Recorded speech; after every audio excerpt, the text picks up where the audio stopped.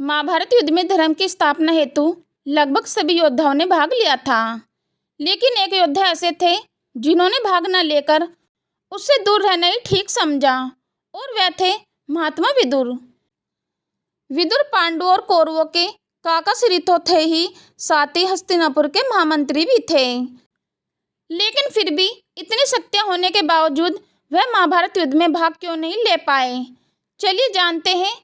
महात्मा विदुर धर्मराज के अवतार माने जाते हैं और श्री कृष्ण द्वारा उन्हें एक ऐसा धनुष दिया गया था जिससे वह एक तीर से युद्ध को समाप्त कर सकते थे।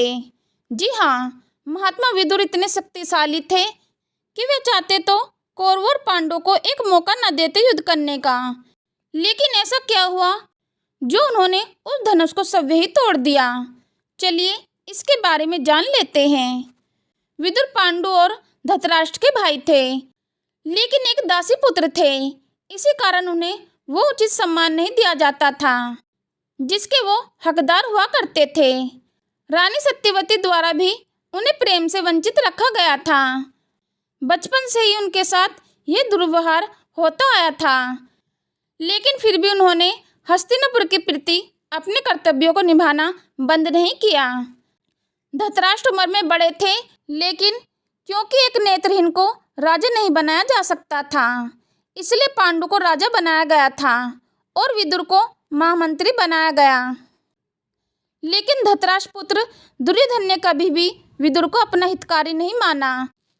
वो मानते थे कि वे पांडवों का ही ज्यादा पक्ष लेते हैं, इसलिए वे उनसे हमेशा क्रोधित रहते थे।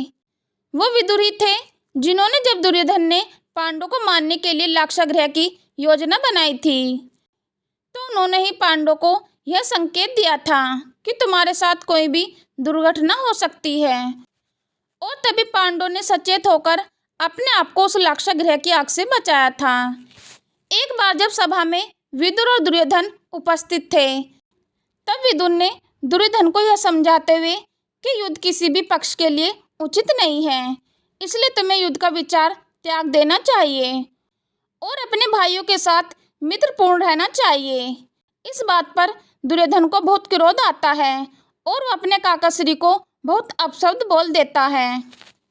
वह यहाँ तक भी कहता है कि हम जानते हैं कि आप पांडवों के पक्ष में ही हैं, जाइए आप उन्हीं की ओर से युद्ध कीजिए।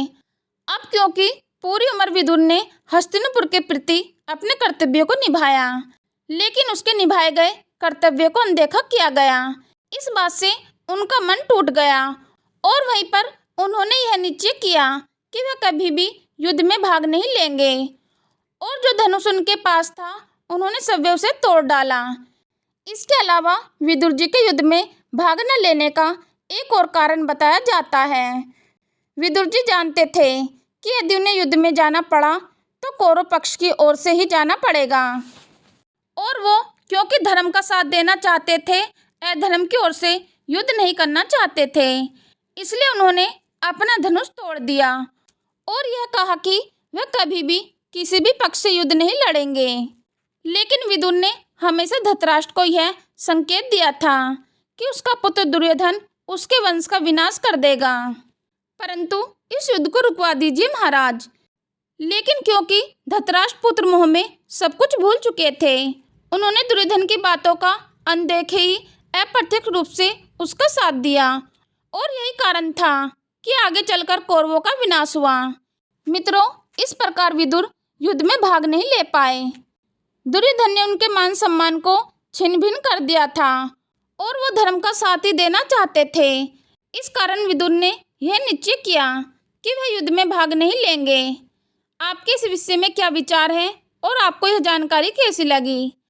अपने विचार कमेंट बॉक्स में जरूर साझा करें, और ऐसे ही ज्ञानवर्धक वीडियो देखने के लिए हमारे चैनल प्राचीन स्टडी से जुड़े रहें। वीडियो अगर अच्छी लगी हो तो वीडियो को लाइक करें, शेयर करें। चैनल पर पहली बार आए तो चैनल को सब्सक्राइब करना ना भूलें। जय श्री कृष्णा, राधे राधे।